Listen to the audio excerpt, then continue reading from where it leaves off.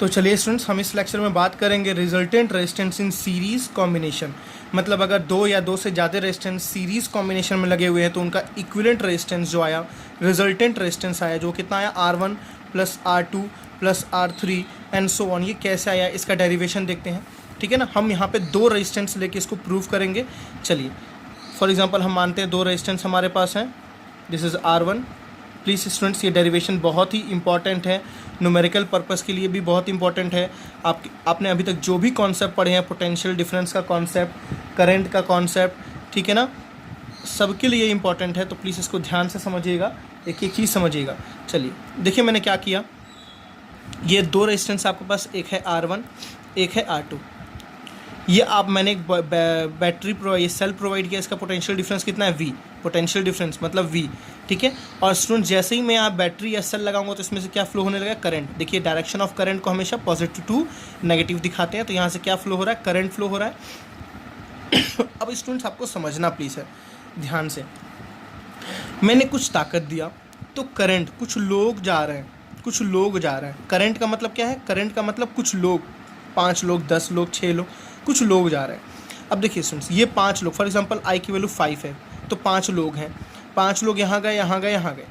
अब देखिए यहाँ से यहाँ जाने के लिए कितने रास्ते हैं, एक ही तो रास्ता है ना। रेजिस्टेंस देखो, ये सिंबल होता है रेजिस्टेंस का, ये बस ओनली सिंबल, और ये कुछ नहीं होता है। हर इक्विपमेंट की रेजिस्टेंस होती है स्टूडेंट्स, बल्ब हो तो उसकी भी कुछ ना कुछ रेजिस्टेंस होती है, एक वायर है अगर उसकी भी कुछ ना कुछ रेजिस्टेंस होती है, एक ट्यूबलाइट है उसकी भी कुछ ना कुछ रेजिस्टेंस होती है। आप देखना हर इक्विपमेंट के पीछे ओम बना होगा, वो रेजिस्टेंस को डिनोट करेगा, बिकॉज हर इक्विपमेंट के कुछ ना कुछ रेजिस्टेंस ज़रूर होते हैं, मतलब वो कुछ ना कुछ ऑब्स्टिकल, कुछ ना कुछ ऑब्जेक्शन ज़रूर प्रोवाइड करती बीच में करंट के आती है। ठीक है ना, तो ये इसको आप रेजिस्टेंस समझो, चाहे आप बल्ब समझो, चाहे आप कुछ भी समझो, एक इक्विपमेंट, एक ऑब्जेक्ट है यहाँ लगा हुआ। ठीक है ना, तो इसमें से जब करंट, यहाँ 5 लोग हैं तो आप इसको रास्ता ट्रीट करो। यहाँ पे कितने रास्ते हैं स्टूडेंट्स, एक रास्ता है, सिर्फ एक रास्ता है। तो जो 5 लोग यहाँ होंगे वही 5 लोग यहाँ होंगे। मेरी बात समझ आ रही है ना, जो 5 लोग यहाँ से मूव करेंगे वही 5 लोग यहाँ से भी मूव करेंगे।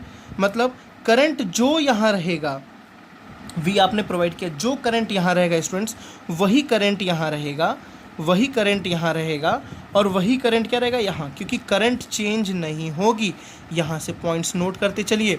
सीरीज कॉम्बिनेशन में current is same, series combination में करंट इज सेम। आपको दो टॉपिक और याद रखना है, series combination and parallel combination, जो हमने पिछले लेक्चर में पढ़ा था जब हमने करंट पढ़ा था और पोटेंशियल डिफरेंस पढ़ा था। करंट में याद कीजिए किसको सीरीज में लगाते थे, एमीटर।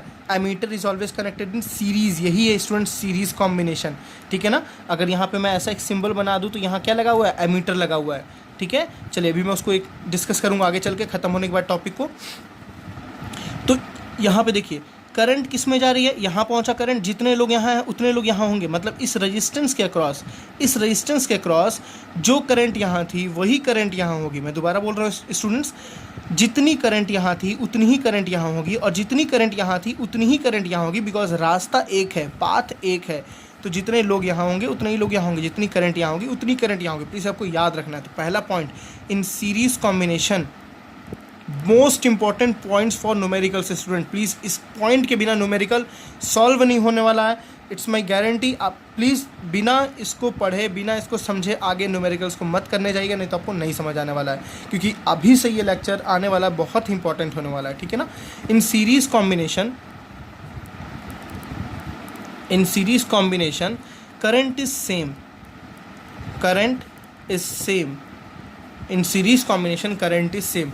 सीरीज कॉम्बिनेशन में जो करंट होती है हमेशा क्या रहती है, सेम। जितनी करंट यहाँ होगी उतनी करंट यहाँ होगी, उतनी करंट, तो मैंने बोला जितना I यहाँ होगा उतना ही I यहाँ होगा। समझ आई मेरी बात स्टूडेंट्स। यहाँ रेजिस्टेंस R1, यहाँ रेजिस्टेंस R2। देखिए R1 और R2 का मतलब क्या है, दोनों सेम नहीं है। R1 is not equals to R2, दोनों की वैल्यू सेम नहीं है। मतलब यहाँ पे कुछ भीड़ ज़्यादा पहले से, यहाँ कुछ भीड़ कम है। देखिए ऐसे आप समझो थोड़ा सा एक बार और। एक रास्ता था, यहाँ बहुत बड़ा मार्केट था और यहाँ छोटा मार्केट था, यहाँ बहुत बड़ा मार्केट था, यहाँ छोटा मार्केट था। ठीक है ना, और 15 लोग इस रास्ते से फिर से जा रहे हैं। मार्केट है तो भीड़ होगी स्टूडेंट्स, बहुत ज़्यादा भीड़ थी, यहाँ बहुत कम भीड़ थी। जब 15 लोग गए तो 15 लोग को इस भीड़ का सामना करना पड़ा, और उन्हीं 15 लोग को इस भीड़ का भी सामना करना पड़ रहा है। यहाँ से गुजरने के बाद इस भीड़ का भी सामना करना पड़ रहा है। आप मुझे एक बात बताइए, कि किस सिचुएशन में ज़्यादा मेहनत करना पड़ेगा यहाँ से क्रॉस करने के लिए, इस सिचुएशन में या इस सिचुएशन में। सोच के बताना स्टूडेंट्स, कोई दिक्कत नहीं है।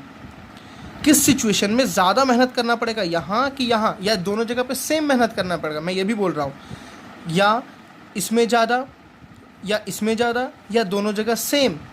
तो आपको समझ आएगा कि इसमें ज़्यादा मेहनत करना पड़ेगा, इसमें कम मेहनत करना पड़ेगा। मतलब क्या हुआ, समझ आया? जहाँ रेजिस्टेंस ज़्यादा है, जहाँ भीड़ ज़्यादा है, समझो मेरी बातों को, जहाँ भीड़ ज़्यादा है, जहाँ रेजिस्टेंस ज़्यादा है, वहाँ ताकत खूब लगानी पड़ेगी, खूब ताकत लगानी पड़ेगी, पोटेंशियल डिफरेंस खूब ज़्यादा लगाना पड़ेगा। मेरी बात समझ आ रही है ना? आपने एक फॉर्मूला देखा था V=IR, रिलेट करो इसको स्टूडेंट्स। जहाँ R बढ़ा वहाँ V बढ़ेगा, जहाँ R बढ़ा वहाँ V बढ़ेगा। समझ आ रही बात ना? जहाँ भीड़ बढ़ेगी वहाँ रेजिस्टेंस क्या होगा, तुरंत बढ़ जाएगा, ठीक है ना? क्योंकि उस भीड़ को लिए जहाँ रेजिस्टेंस बढ़ी V बढ़ेगा। V मतलब क्या है? ताकत देना, पोटेंशियल डिफरेंस देना, एनर्जी देना। मतलब अगर मैं बोलूँ यहाँ पे R ज़्यादा है तो इस V को यहाँ ज़्यादा मेहनत करनी पड़ेगी, इस V को यहाँ कम मेहनत करनी पड़ेगी एज़ कम्पेयर टू दिस। समझ आया आई थिंक आपको? अब ये समझाने का क्या मतलब था कि दोनों जगह V सेम नहीं होगा। जैसे I दोनों जगह सेम है, क्या V दोनों जगह सेम होगा? नहीं। यहाँ V कुछ और होगा तो यहाँ V कुछ और होगा, V1 होगा तो V2 होगा। आप बस ऐसे समझो, करंट सेम, सीरीज कॉम्बिनेशन में current is same, and series combination में potential difference is different. Series combination में पोटेंशियल डिफरेंस इज डिफरेंट। ये कंडीशन तभी के लिए है जब रेजिस्टेंस सेम ना हो, जब रेजिस्टेंस सेम हो गए तो V भी सेम हो जाएगा, R भी सेम हो जाएगा। जब रेजिस्टेंस सेम हो जाएंगे तो V भी सेम हो जाएगा, R भी सेम हो जाएगा। मेरी बात समझ आई स्टूडेंट्स? तो सबसे इंपॉर्टेंट पॉइंट जो 2 था, करंट क्या होता है? सेम। करंट क्या होता है? सेम। पोटेंशियल डिफरेंस क्या होता है स्टूडेंट्स? डिफरेंट। पोटेंशियल डिफरेंस क्या होता है? डिफरेंट।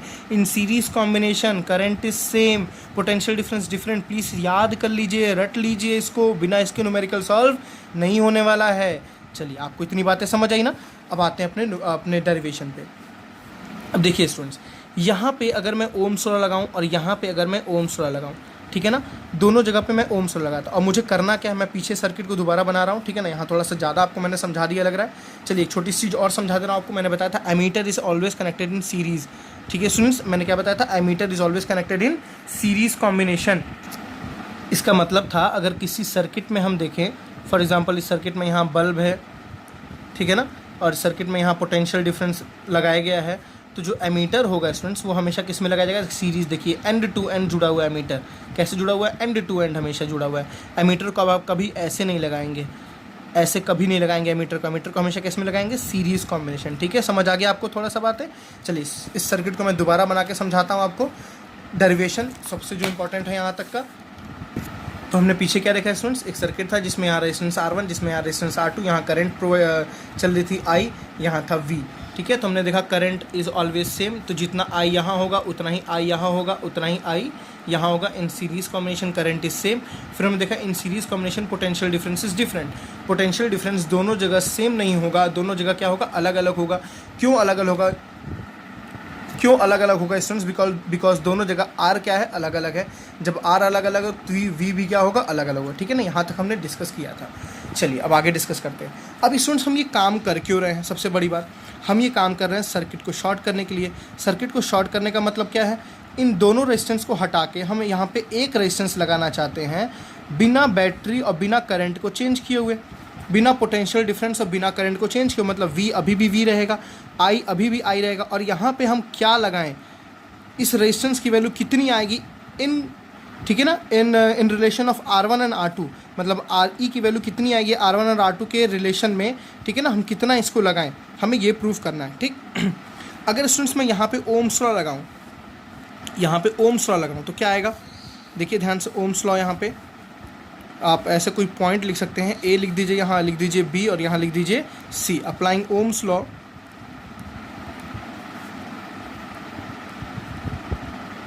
ठीक है, at from A to B। और A टू B में ओम्स लॉ लगाते हैं। ओम्स लॉ क्या था students? V is equal to क्या था? IR। V is equal to क्या था? IR। तो V तो V है यहाँ पे, देखिए सही। V यहाँ कितना है? V1 is equal to current कितना है स्टूडेंट्स? I, और R कितना है स्टूडेंट्स? यहाँ पे R1। तो क्या गया V1 is equal to IR1। Same वही ओम्स लॉ हम यहाँ लगाते हैं, अप्लाई ओम्स लॉ, ठीक है, फ्रॉम B टू C में ओम्स लॉ लगाते हैं। Same student formula V is equal to क्या होता है IR। तो यहाँ V कितना है देखिए, यहाँ V कितना है V2, I कितना है I और R कितना है R2। तो क्या लिखेंगे V2 is equal to I into R2। समझ आ रहा ना। मैं डेफिनेटली गारंटी दे रहा हूँ आपको समझाने की, प्लीज़ आप लेकिन पूरे लेक्चर में बने रहिए साथ में, ठीक है ना, आप सेटिस्फाई होंगे इससे। और अगर मैं यहाँ पे ओम्स लॉ लगाऊँ स्टूडेंट्स, क्योंकि मुझे यही तो सर्किट लानी है, तो यहाँ पे ओम्स लॉ कितना है आ रहा है, V इज इक्वल टू ये रहा I और ये रहा R, this is R equivalent, V is equal to IR, ठीक है ना, ये रहा VIR। कोई डाउट यहाँ तक स्टूडेंट्स? आई थिंक आपको कोई डाउट नहीं होगा। अब मैंने क्या बोला मेरी बात समझिएगा। फ्रॉम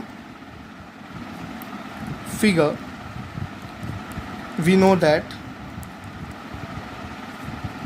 अब देखिए स्टूडेंट्स, जितनी ताकत इसके पास होगी वही ताकत तो ये इन दोनों को डिस्ट्रीब्यूट करेगा ना। समझिएगा ध्यान से, जितनी ताकत इस V के पास होगी वही ताकत तो ये इन दोनों को देगा ना।